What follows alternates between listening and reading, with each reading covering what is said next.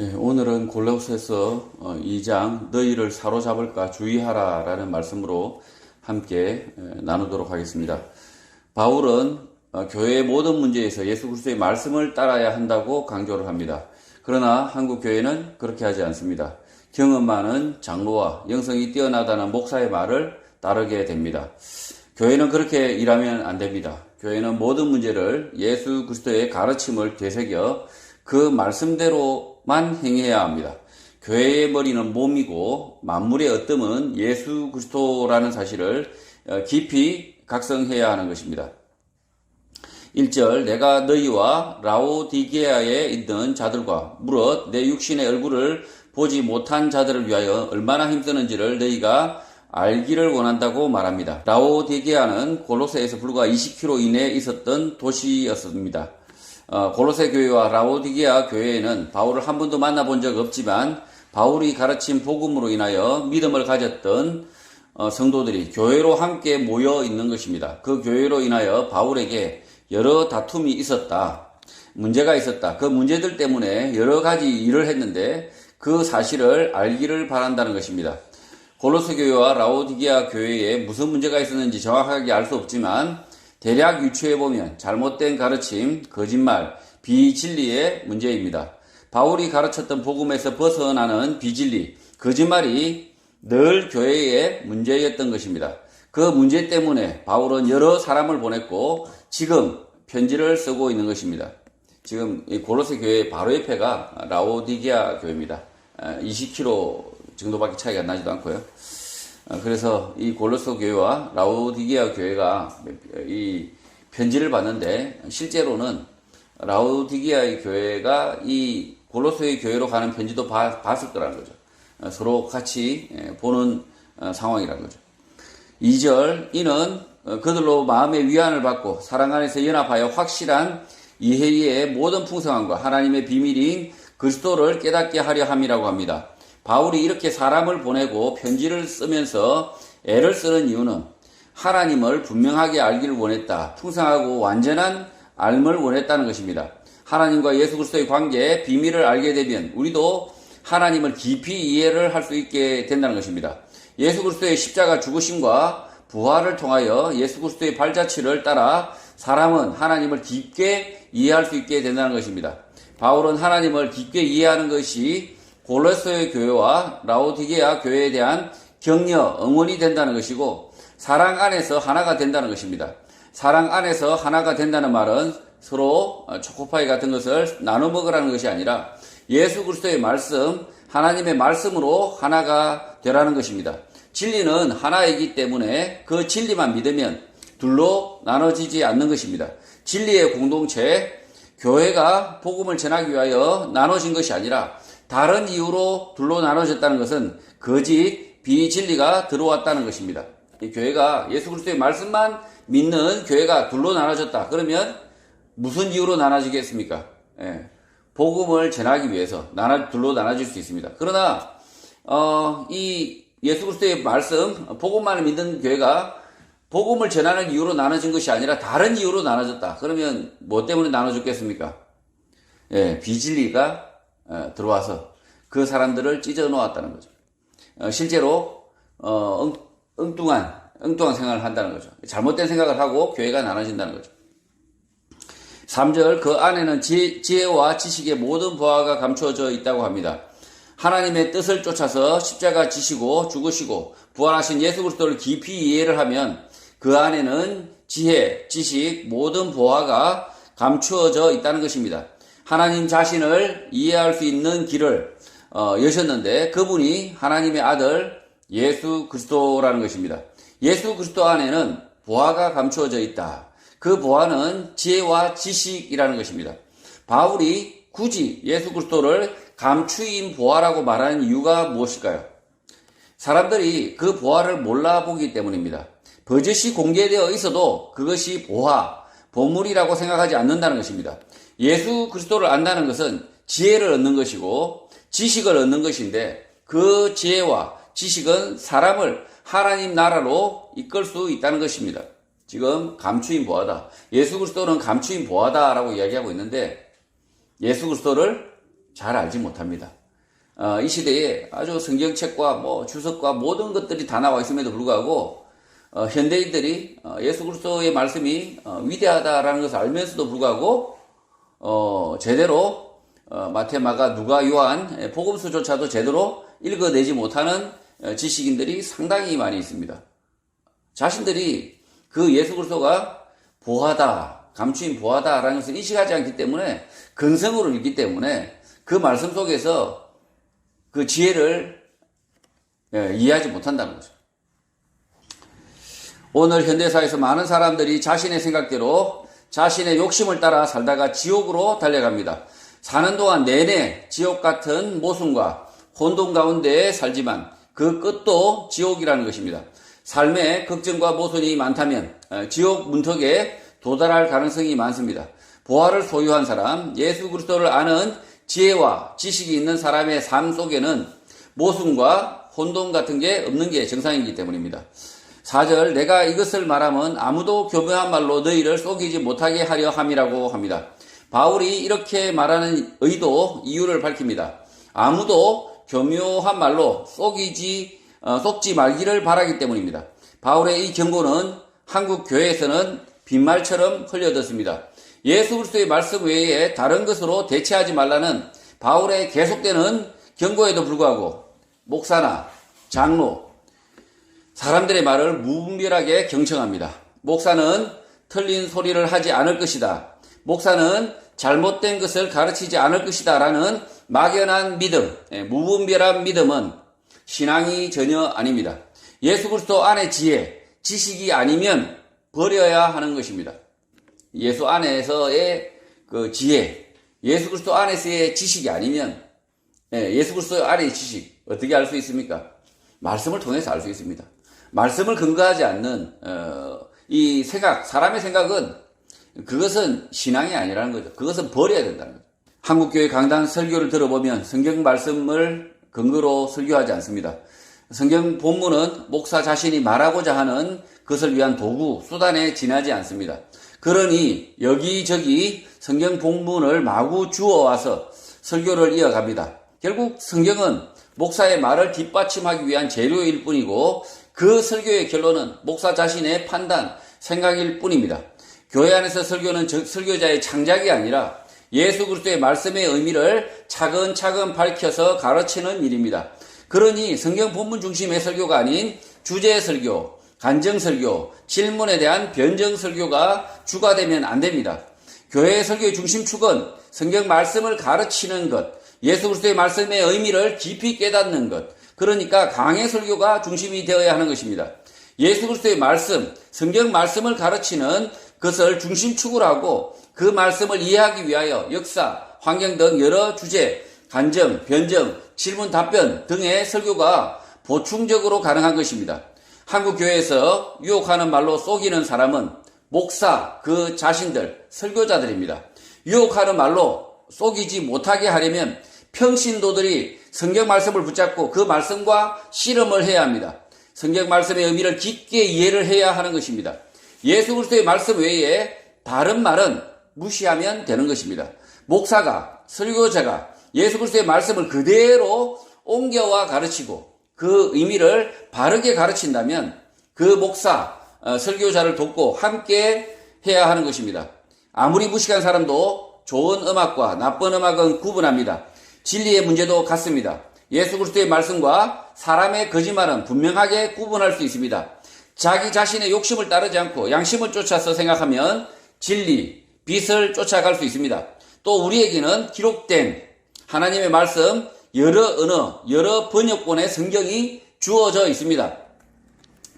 이 성경 말씀에 귀를 기울이면 진리와 비진리, 진리와 거짓말은 분명하게 구별할 수 있습니다. 비진리, 거짓말을 계속 말하는 교회는 걸어 나와야 합니다. 그 속에 있으면 자신도 죽고 자신 때문에 다른 사람들까지 함께 죽습니다. 지금 바울이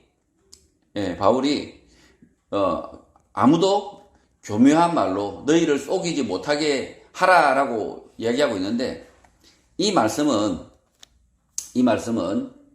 가르치는 자, 특히 목사와 설교자들을 주의하라는 뜻입니다.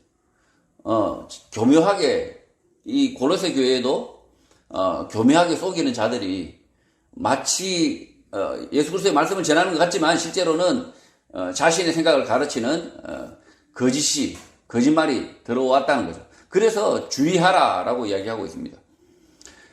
한국 교회가 이 목사의 거짓말, 그 다음에 설교자의 거짓말에 주의하지 않아서 많은 신자들이 실제로는 맹목상 신자이고 실제로는 불신자와 같은 사람들이 참 많습니다.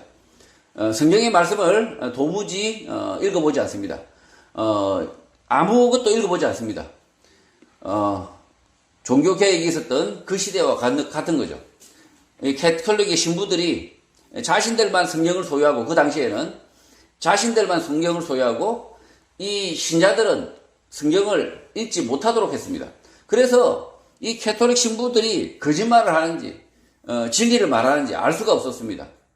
그러나 지금 시대는 성경 말씀이 인쇄되고, 그리고 무수히 많은 앱도 있고 무수히 많은 설교가 행해지고 있습니다. 그럼에도 불구하고 한국교회 신자들 가운데 성경의 말씀, 특히 예수 그리스도의 말씀을 제대로 이해하는 사람이 자기 스스로 그 말씀에 귀를 기울이고 그 말씀을 이해하려고 노력했던 성도가 별로 없다는 거죠.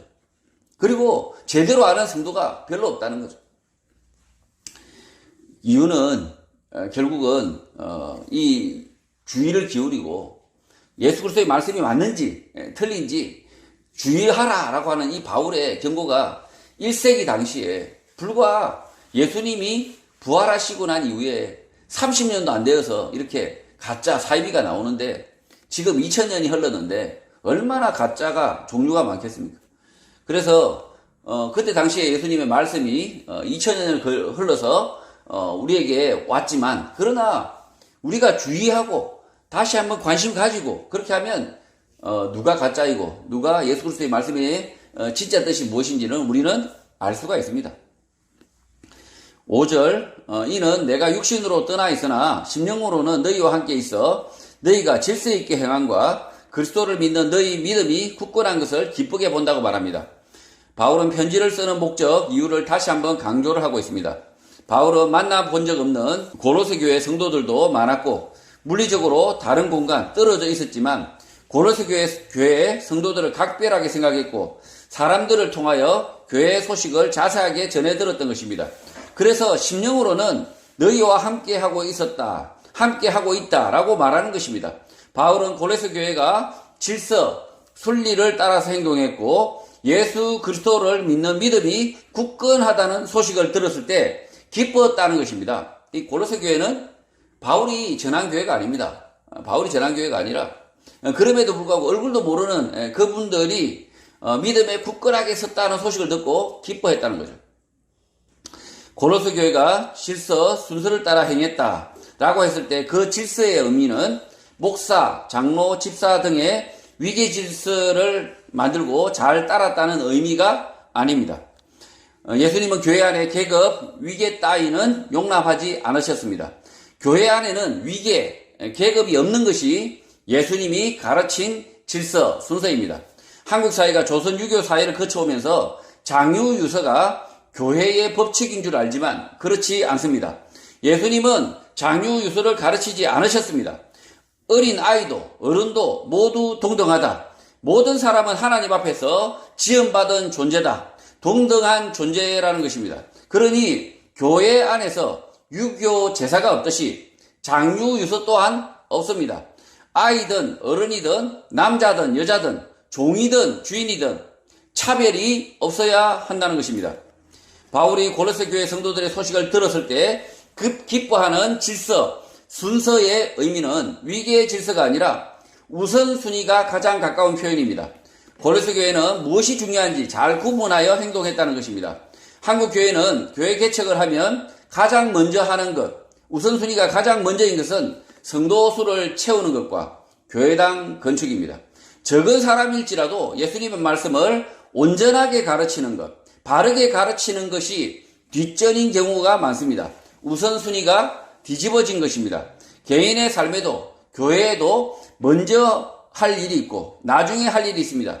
또 꼭 해야 할 일이 있고 해도 그만, 안 해도 그만인 일이 있는데 중요한 일, 반드시 해야 할 일을 뒤로 미루다 못하게 되기도 합니다. 모든 일을 할 수 없기 때문에 자신의 삶이든 교회의 일이든 우선순위를 정할 때는 예수님의 말씀을 기준으로 일의 우선순위, 가치를 정해야 하는 것입니다. 저희 교회의 우선순위, 중요한 일은 무엇일까요? 저희 교회가 질서 있게 행하려면 무엇부터 반드시 해야 할까요? 저희 교회도 고레스도의 교회와 다르지 않습니다. 예수님의 말씀을 바르게, 온전하게 이해하는 것이 최우선순위이고, 그 다음은 전하고 가르치는 일이고, 그 다음은 사람들 속에서 의의를 실천하는 일, 어려움에 처한 사람들을 돌보는 일인 것입니다. 지금 교회가 가장 우선순위는 뭐냐? 예수님의 말씀을, 성경의 말씀을 잘 이해하는 겁니다. 잘 이해하는 거다. 잘 이해하고 그 말씀을 잘 이해해야만이 다음 사람에게 전할 수 있다는 거죠. 믿지 않는 사람에게 복음을 전할 수 있고 그 사람들을 가르칠 수 있다는 거죠. 그리고 그렇게 되면 그 다음이 뭡니까? 사람들 속에서 함께 지어져 가는 거죠. 함께 의를 도모하는 거죠. 함께 어려운 사람들을 부둥켜 안고 복음으로 사는 거죠. 이 고로스 교회가 지금 그렇게 살았다는 거죠. 이 바울을 본 적도 없는 이 고로스 교회 성도들이 무엇이 중요하고 무엇을 먼저 해야 될지 예수 그리스도의 말씀을 통해서 잘 이해했다는 거죠. 그래서 바울이 칭찬하고 있는 것입니다. 6절, 그러므로 너희가 그리스도를 예수를 주로 받았으니 그 안에서 행하라고 합니다. 킹 제임스 영문 성경을 보면 예수 그리스도를 주로 받아들였기 때문에 그 안에서 걷게 된다라고 말합니다. As you have therefore received라고 되어 있습니다. So walk you in him이라고 되어 있고요. 예수 그리스도를 주로 받아들였기 때문에 그와 함께 걷게 된다. 예수님의 발자취를 따르게 된다는 것입니다.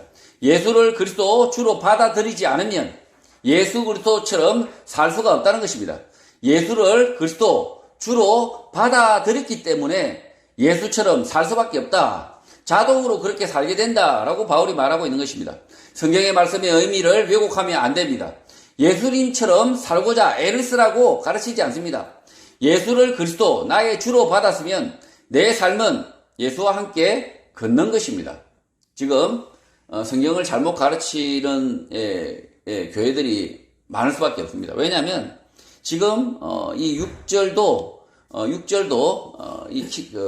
개역 개정 성경에 보면 그리스도를 예수를 주로 받았으니 그 안에서 행하라라고 이렇게 되어 있는데 이것을 조금만 잘못 이해하면 믿는 너희들은 예수님과 함께 걸어라, 예수님처럼 살아라, 안 살아지는데 어떡합니까?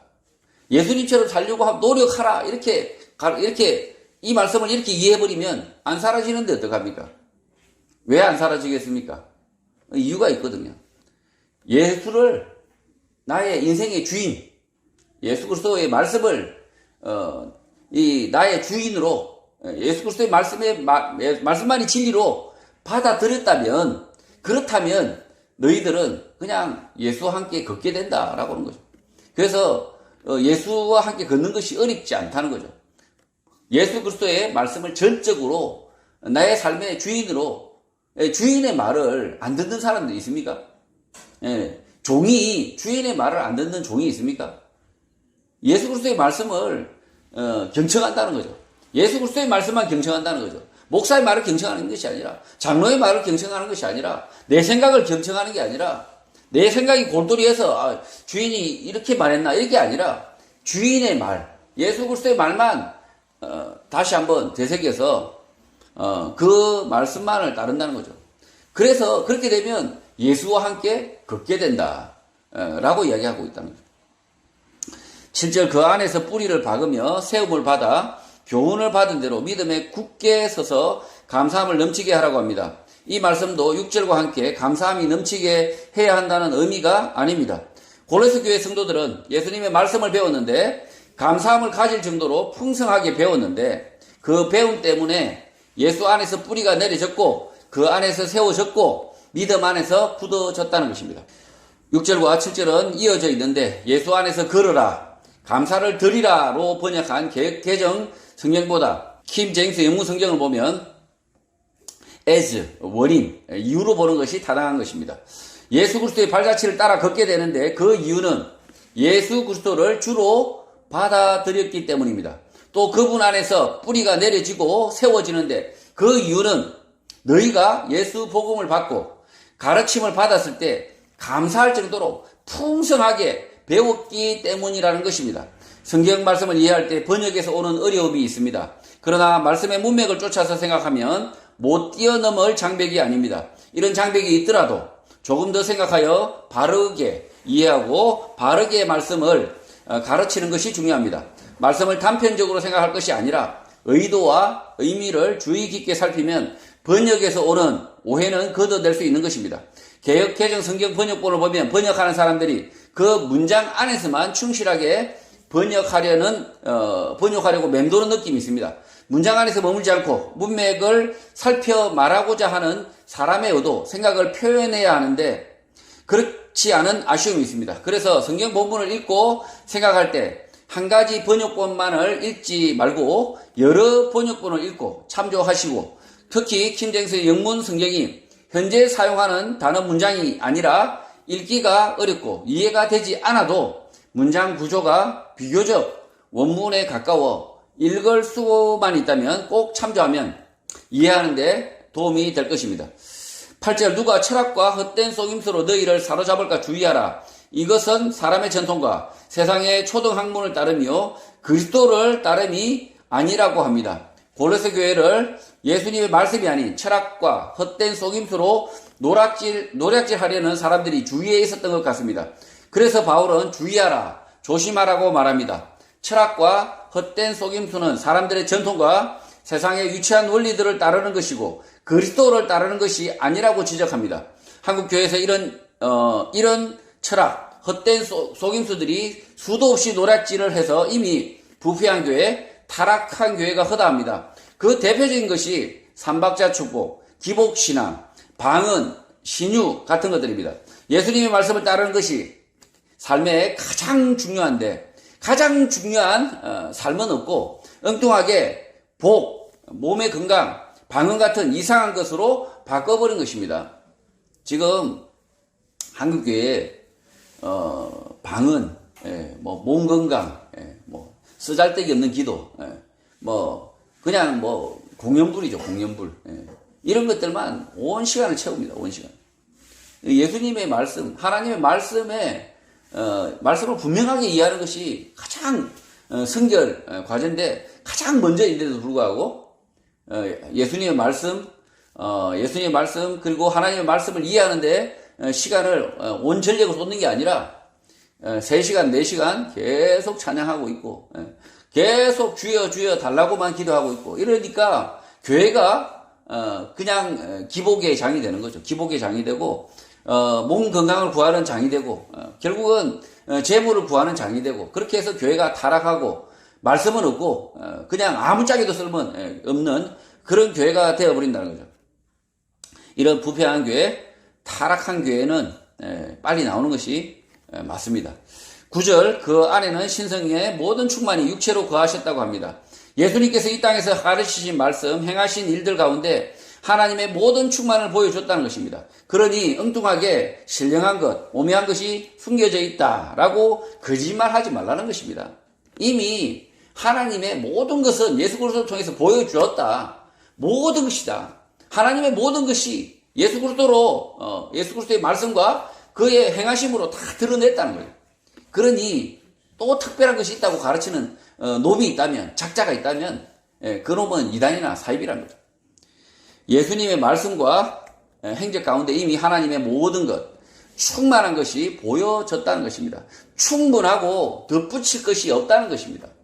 이 바울이 새롭게 뭔가가 있다고 자꾸 이렇게 신령한 것이 있다, 거룩한 것이 있다 라고 속이는 자들이 그 시대도 나왔다는 거죠. 그 시대도.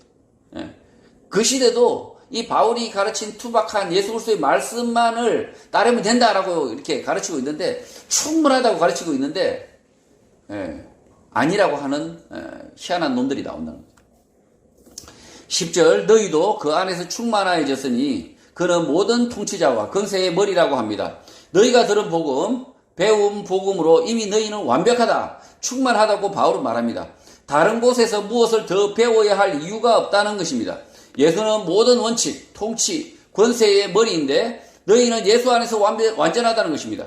방언 받으라, 성령 받으라, 신령한 체험이 있어야 한다 등의 말은 엉뚱한 소리인 것입니다. 11절 또 그 안에서 너희가 손으로 하지 아니한 할례를 받았으니 곧 육의 몸을 벗는 것이요 그리스도의 할례라고 말합니다. 유대인들은 난지 8일 만에 육체의 할례를 받았으나 이방인인 골로새 교회 성도들은 그리스도의 할례를 받았다는 것입니다. 무언가 부족하다, 무언가 다른 훌륭한 가르침이 있다라는 거짓 가르침에 쏙지 말라는 것입니다. 예수님의 말씀을 배운 골로새 교회 성도들은 손으로 하지 않은 할례를 이미 받았다. 육신의 죄의 몸에서 살을 떼어내는 것처럼 그리스도의 할례를 받았다는 것입니다. 할례와 무할례, 물세례를 받았느냐 안 받았느냐 사이에서 고민하지 말라는 것입니다. 예수 그리스도로 세례를 받았으면 충분하다는 것입니다. 12절 너희가 세례로 그리스도와 함께 장사되고 또 죽은 자들 가운데서 그를 일으키신 하나님의 역사를 믿음으로 말미암아 그 안에서 함께 일으키심을 받았다고 말합니다. 골로새 교회 성도들은 예수 안의 세례, 말씀의 세례로 장사되었는데 그곳에서 죽은 자들 가운데서 그를 일으키신 하나님의 역사를 믿음으로 우리 또한 죽음에서 일으킴을 받았다라고 말하는 것입니다. 굳이 물세례 받으려고 요단강까지 가지 말라. 물세례 받으려고 애쓰지 말라는 것입니다. 예수원 교회를 시작하고 교회 구성원들이 걱정했던 것이 세례입니다. 예수원 교회는 세례를 집전할 목사가 없기 때문입니다. 그러나 다행히 할례에 대해서는 걱정하지 않았습니다. 다른 교회도 할례는 교회에서 하지 않았기 때문에 그랬던 것 같습니다. 물세례도 할례와 마찬가지입니다. 할 수도 있지만 안 한다고 전혀 문제가 되지 않습니다. 예수 그리스도의 말씀을 진실하게 배우고 그의 말씀대로 살겠다. 예수 그리스도를 삶의 주인으로 삼겠다. 예수 그리스도를 예수 그리스도의 종으로 살겠다라는 결심, 결단, 믿음으로는 세례가 충분하다는 것입니다.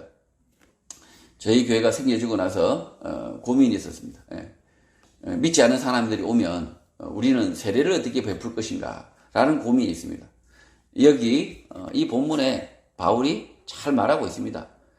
이미 할례, 세례, 예수 그리스도를 믿는 너희들은 이미 할례와 세례가 이미 충분하다고 이야기하고 있습니다.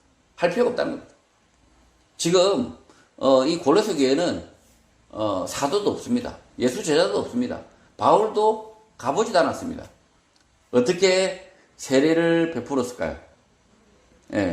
예수 그리스도께서 베푸셨다는 거죠. 이 골로새 교회는 예수 그리스도께서 세례를 베푸셨다. 근데 교회는 걱정합니다.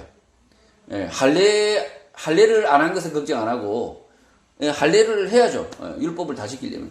할례 안 한 것은 걱정 안 하고 세례 안 한 것을 걱정하는 거죠. 왜냐하면 다른 교회가 다 물로 세례를 베풀고 있으니까 우리 교회도 베풀어야겠다. 그거 없으면 큰일 난다. 이렇게 생각한다는 거죠. 그러나 바울이 말하고 있습니다. 예수 그리스도로 이미 너희는 세례를 받았다라고 얘기하고 있습니다.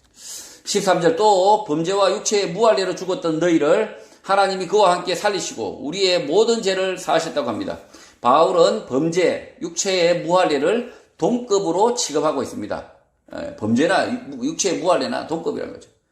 그러면 우리가 다 범죄자들입니까? 왜 이렇게 바울이 설명하겠습니까? 범죄를 저지른 사람들과 구원의 소망이 없는 사람들, 이방인들은 이미 동급으로 죽었던 사람들인데 그런 너희를 하나님이 예수 그리스도와 함께 살려내고 우리의 모든 죄를 사하셨다는 것입니다. 그러니 무할례, 무세례를 걱정할 것이 아니라 예수 그리스도의 말씀을 깨닫는 것, 그의 말씀대로 사는 것을 걱정하라는 것입니다. 골로새 교회의 성도들은 이미 그리스도 안에서 할례도 세례도 받았다는 것입니다. 지금 바울은 범죄, 무할례를 이렇게 똑같이 취급하고 있는데 이 범죄와 무할례가 뭐냐? 실제로 이 무할례의 의미는 그 생식기의 표피를 잘라낸 그 무할례가 범죄가 되느냐? 그것이 아니라 유대인들에게 할례를 주신 이유는 뭡니까? 하나님께서 너희의 왕이 되고 너희를 구원하신다라는 약속을 주셨습니다. 아브라함에게 약속을 주셨다는 거죠. 너희를 구원하시겠다. 너희 백성들을 구원하겠다. 그리고 너희 후손을 통해서 예수 그리스도 메시아를 줘서 구원하겠다라는 게 그게 할례의 의미입니다. 너희들은 선택받은 민족이다. 너희의 후손을 통해서 구원하겠다. 이 할례를 베푸는 이유가 그 약속을 잊지 말라는 거였어요. 그래서 지금 그 할례가 필요합니까? 이미 예수 그리스도께서 오셨어요. 그러니 이 할례가 이미 필요 없다는 거죠. 예수 그리스도의 말씀만을 믿고 그분의 말씀을 따라 순종하고 살면 이미 할례, 세례 다 받았다는 거죠. 14절 우리를 거스르고 불리하게 하는 법조문으로 쓴 정서를 지우고 제하여 버려서 십자가에 못 박으셨다고 합니다. 이 말씀도 킹제임스 영문 성경의 단어들을 보면 좀 더 쉽게 이해할 수 있습니다. 잘 안 쓰는 문장인데 오디넌스하고요. 네일링인데요. 여기서 손으로 쓰여진 법조문, 오디넌스는 법령, 조례 같은 것들입니다. 율법, 규칙 같은 것들인데 교회 안의 전통, 관례도 이에 속합니다. 우리를 거스르고 반대되는 불리하게 하는 이런 것들을 지우고 제하여 버리셨다. 예수 십자가에 못 박았다라고 바울은 말하는 것입니다. 앞서 할례, 세례 등과 같은 무수히 많은 교회 전통, 규칙 등이 있었을 텐데 그런 것들은 예수 그리스도의 말씀을 따름으로 이미 해결되었다는 것입니다. 세례, 할례, 교회 전통의 문제를 새로 들어온 신자에게 강요하거나 짐을 지운다면 예수님을 다시 십자가에 못 박는 것과 같은 잘못인 것입니다. 할례를 강요 안 하듯이 물세례도 마찬가지라는 것입니다. 지금 이 골로새 교회에 참 문제가 많습니다. 무슨 문제가 많냐면 유대 교회에 아니면 저 예루살렘 교회의 전통을 따르지 않는다는 거죠. 왜냐하면 다 이방인들만 모여 있으니까. 이방인들만 모여 있고 뭔가 저쪽에서는 막 찬양 예배도 드리는 것 같고 막 철야 기도도 하는 것 같은데 골로새 교회는 어떻게 해야 될지 모르는 거죠. 어떻게 해야 될지 몰라가지고 뭔가 우리 교회가 잘못된 것이 아니냐, 부족한 게 아니냐라는 고민에 쌓였었던 거죠. 그런데 바울이 이렇게 이야기하는 거죠. 이렇게 예수 그리스도의 말씀만 그 말씀만 따르면 그 교회의 규칙, 법령, 조례 같은 것은 신경 쓰지 않아도 된다는 거죠. 예수 그리스도의 말씀만 따르면 된다는 거죠. 15절 통치자들과 권세들을 무력화하여 들어대어 구경거리로 삼으시고 십자가로 그들을 이기셨다고 합니다. 원칙, 통치 권세들을 망쳤다. 무력화하고 그것들을 공개적으로 구경거리로 만들고 십자가로 그들을 이겼다라고 합니다. 십자가로 그것들을 이겼다고 말하는데 그것들은 교회의 규칙, 전통 같은 것들이었습니다. 골로새 교회 교인들 가운데 유대교에 대하여 전혀 모르는 사람도 있었겠지만 복음이 전해지며 유대교의 영향도 받았던 것입니다. 지금 이 유대교의 영향이 왜 없겠습니까? 예수교인데. 지금 이 골로새 교회가 받은 복음은 뭐냐? 그리스 종교도 아니고 유대교란 말이죠. 유대교. 이 유대교인데 그러다 보니까 예수 복음만 들었는데 유대교의 영향이 끼치려고 하고 있었던 거죠. 그래서 갈등이 있었던 거죠. 교회에 갈등이 있었는데 그 유대교의 원칙, 통치, 이런 권세 이런 것에 대해서 필요 없다는 거죠. 그것을 무시해도 된다는 거죠. 16절 그러므로 먹고 마시는 것과 절기나 초하루나 안식일을 이유로 누구든지 너희를 비판하지 못하게 하라고 합니다. 먹고 마시는 것, 전통적인 유대계의 율법에 따라 식재료를 선택하고 조리한 음식을 일컫는 코셔에 대한 것입니다. 코셔는 사전적으로 적당한, 합당한 이러한 뜻을 가지고 있습니다. 이런 코셔를 따르지 않았다고 비판하지 못하게 하라는 것입니다. 또 절기, 거룩한 날, 월삭이나 안식일을 지키지 않는다고 판단하지 못하게 하라는 것입니다. 지금 교회 안에서 지금 유대교의 전통이 있지 않습니까? 절기, 초막절을 지켜야 된다. 그 다음에 거룩한 날, 이런 날 지켜야 된다. 월삭은 매달 첫날을 쉬어야 됩니다. 유대교 전통에 따라서 월삭을 지켜야 되니까. 그리고 안식일, 여섯째 날을 또 원조 아무 일도 하지 않아야 됩니다. 그러나 지금 여기는 어디입니까? 골로새입니다. 골로새인데 전혀 그 유대교의 전통을 따를 수 있는 형편이 아니에요. 안식일에도 일하고 있습니다. 지금 그리고 이 유대의 절기를 지킬 수가 없는 상황입니다. 그러다 보니 골로새 교회가 걱정이 많았죠. 걱정이 많았는데 그리고 음식도 유대교에서는 그렇게 가르칩니다. 코셔. 그러니까 합당한 음식만 먹어야 된다라고 이야기하는 거죠. 예. 지금 뭐 이렇게 무슬림들이 할랄 음식만 먹으라라고 하는 것처럼 이 유대인들은 코셔만 먹어야 되는 거죠. 근데 이것에 대해서 바울이 누구든지 너희를 비판하지 못하게 하라. 뭡니까? 안 따라도 된다는 거죠. 교회 안에서 비판하지 말라는 거죠. 그거에 대해서. 왈가왈부 하지 말라는 거죠.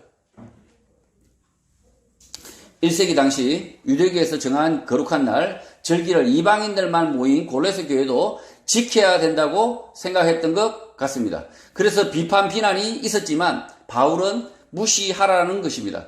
월삭은 매달 첫날 하루를 쉬며 속죄제, 감사제를 드리는 것이고 매주 토요일 안식일로 정하여 아무 일도 하지 않는 규례를 지켰던 것인데 무시하라는 것입니다.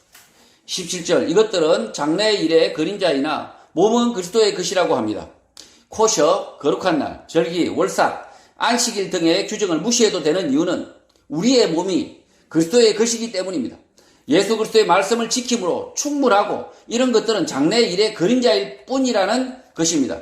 코셔, 정결한 음식만 가려 먹는 것, 절기, 나를 구분하여 거룩하게 지키는 것 등은 본질이 아니라 그림자이기 때문에 무시해도 된다는 것입니다.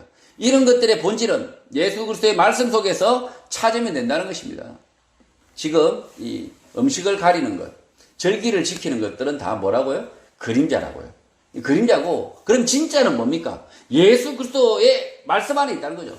진짜는 예수 그리스도의 말씀 안에 있기 때문에 우리는 진짜를 취하면 이 가짜는 무시해도 된다는 거죠.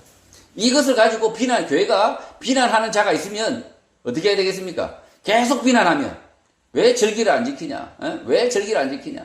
왜 초막제를 안 지키냐? 왜 코시 음식 안 먹냐? 이렇게 계속 비난하면 어떻게 합니까? 내보내는 수밖에 없습니다. 교회에서 나가라고 말할 수밖에 없는 거죠. 18절 아무도 꾸며낸 겸손과 천사 숭배를 이유로 너희를 정죄하지 못하게 하라. 그가 그 본 것에 의지하여 그 육신의 생각을 따라 헛되이 과장한다고 말합니다. 꾸며낸 겸손으로 만든 너의 상급, 보상을 아무도 빼앗지 못하게 하라고 바울이 말하는데 빼앗기지 말라, 정죄당하지 말라는 뜻으로 말한 것이 아니라 애시당초 겸손한 척, 상 받을 것이 있는 척 꾸며내지 말라는 것입니다. 또 천사들을 숭배하는 것처럼 하나님의 사람들을 잘 섬기는 것처럼 하다가 비난받거나 정죄당하지 말라는 것입니다. 골로새서 2장 18절에 이 킹제임스 영문 버전의 이 원문을 잘 보면 됩니다. 보면 이 말씀의 의미가 개역 개정에서 생각하는 말씀과 약간 의미가 다릅니다. 그런 사람들은 자기가 보지 아니한 것들을 속으로 들어가 자기의 육신적 생각으로 말미암아 헛되이 우쭐대기 때문이라는 것입니다. 자신이 겸손한 척하는 사람, 하나님의 사람을 잘 섬긴다, 천사를 섬긴다라고 말하는 사람들은 실제 자신도 보지 못한 것들을 그의 육체의 생각을 따라 공허하게 과장하기 때문이라는 것입니다. 오늘 교회 안에서 이런 사람들은 누구입니까? 하나님을 내가 만나봤다. 그런데 다른 사람에게는 절대 말하지 말라.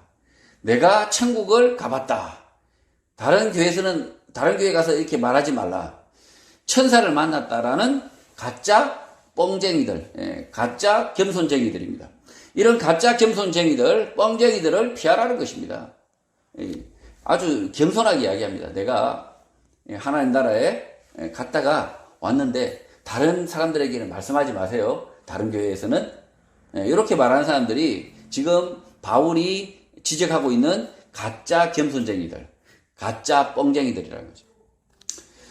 19절 머리를 붙들지 아니하는지라 온몸이 머리로 말미암아 마디와 힘줄로 공급함을 받고 연합하여 하나님이 자라게 하심으로 자란다고 합니다.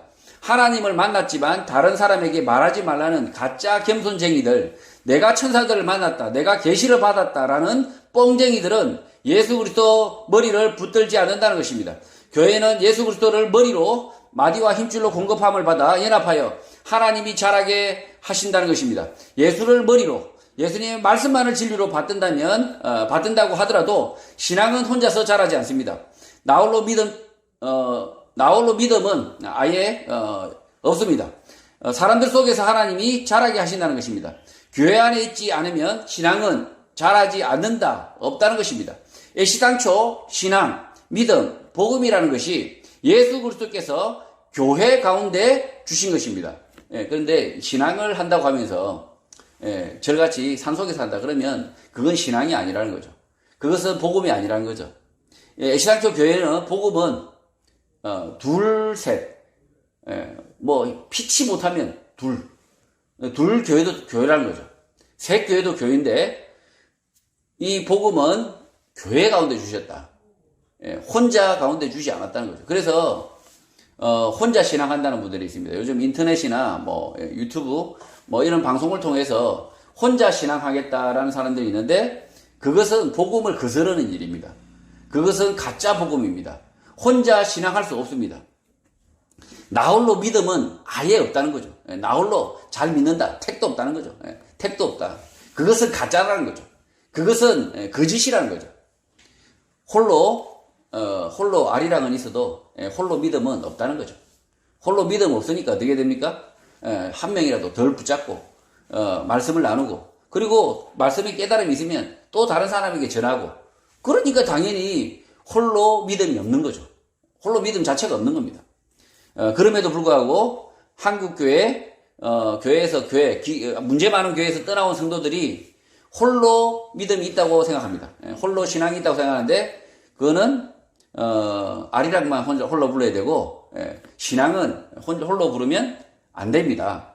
지옥 갑니다. 반드시 갑니다. 왜냐하면 이 복음은 이 믿음은 하나님께서 예수 그리스도를 통해서 교회 가운데 주셨기 때문에 둘, 셋 정말 사람이 없다. 그러면 어떻게 됩니까? 2명. 2명이라도 지금 바울과 디모데가 지금 교회로 지금 모이고 있습니다. 감옥에서도 모이고 있습니다. 그래서 교회 가운데 주셨다라는 것을 믿어야 된다는 거죠. 이 믿음이 개인에게 주어졌다. 이렇게 믿는 건 불교의 가르침입니다. 그래서 그러면 산에 들어가면 되는 거죠. 산에 들어가서 면백 수행하면 됩니다. 근데 면백 수행하면 반드시 지옥에 간다. 이게 복음이라는 거죠. 머리를 붙들지 않는 사람, 예수님의 말씀에 대해서 무식한 사람들이 꼭 하나님을 만났다. 예수님을 만났다. 천사를 만났다. 천당에 갔다 왔다. 지옥에 갔다 왔다라고 거짓 겸손쟁이, 허풍쟁이, 뻥쟁이들이 되는 것입니다. 한국 교회에 이런 가짜 겸손쟁이, 허풍쟁이, 뻥쟁이들이 많은데 무시해야 하는 것입니다.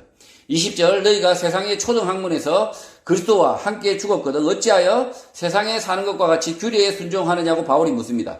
너희는 예수 그리스도께서 나를 위하여 십자가에 죽으심을 믿었을 때 세상의 원리, 원칙, 초등학문에서 죽었다고 말합니다. 사람의 생각, 말을 따르지 않는다. 세상의 원칙을 따르지 않고 오직 예수 그리스도의 말씀만을 따른다는 것입니다. 그러나 그렇게 예수 그리스도의 말씀만을 따른다는 고린도 교회 성도 가운데 몇 사람이 세상 규칙, 규례를 따라야 한다고 말했던 것 같습니다.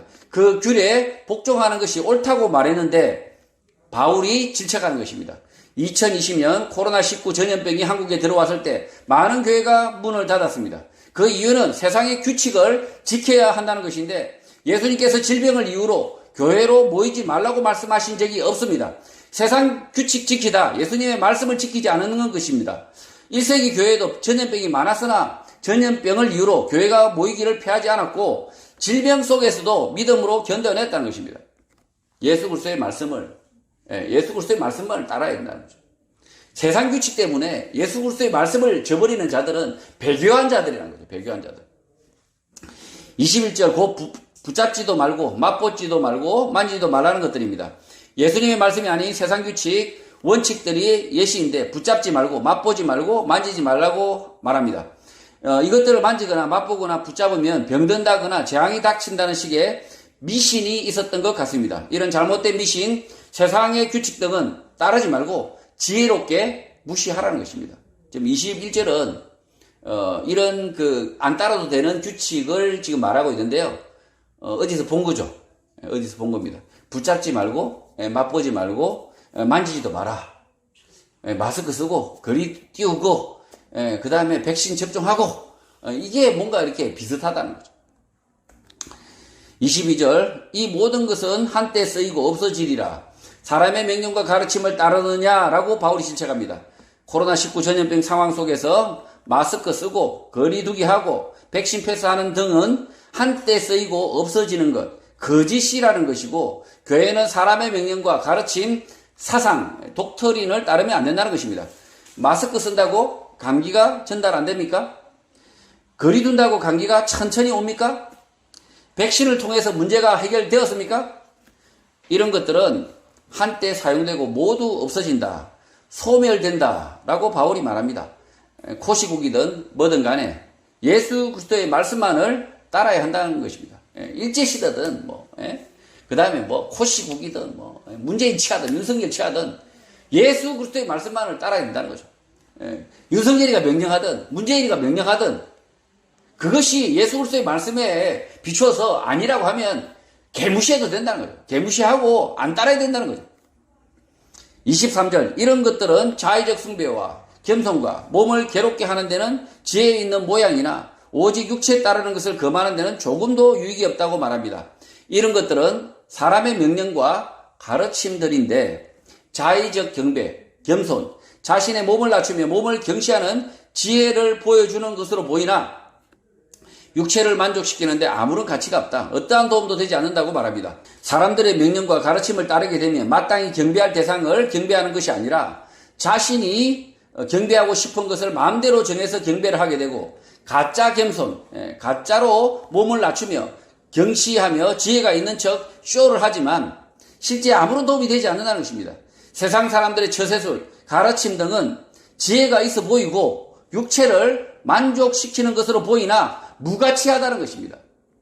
지금 교회가 아주 당회가 모여가지고 이 코로나 전염병이 왔으니 우리 교회가 비대면 예배 안 모이는 것이 옳겠습니다 라고 이렇게 정했습니다. 그러나 이렇게 세상 겸손하죠. 그러니까 세상 법칙을 따라야 됩니다. 세상 겸손합니다. 그 다음에 자신의 몸을 낮춥니다. 낮춥니다. 그래서 마치 지혜가 있는 것처럼 합니다. 그러나 어떻습니까? 무가치하다고 바울이 이야기합니다. 예수 그리스도의 말씀을 따르지 않는 이런 가짜 겸손, 가짜로 몸을 낮추는 것, 이런 것들은 무가치하다. 성도 여러분, 사람들은 세상의 규칙, 원칙을 가져와 따르라, 복종하라고 하겠지만 성도는 예수 그리스도의 말씀만을 따라야 합니다. 이 말씀의 규칙, 원칙을 고집한 영국 스코틀랜드 청년이 있습니다. 육상 선수 에릭 리델입니다. 에릭 리델은 올림픽 100m 예선이 주일 열리게 되자 출전을 포기합니다. 이 실화는 1981년 개봉한 영화 불의 전차로 잘 알려져 있습니다. 그는 1924년 파리 올림픽에서 출전을 포기한 100m를 빼고 200m에서 동메달, 400m에서 금메달을 획득하고 이듬해 과학과 신학 학위를 취득하고 중국 선교사로 활동하다가 제2차 세계대전 가운데 일본군에게 잡혀 수용소에서 억류되었다가 뇌종양으로 사망을 합니다. 영화 불의 전차는 2022년 5월 17일 79세의 나이로 세상을 떠난 반젤리스의 영화 음악으로도 유명합니다. 이 영화는 아카데미 영화 음악상을 받게 되고 현대자동차 광고에도 사용됩니다. 성도는 예수 그리스도의 말씀을 쫓아서 살아야 합니다.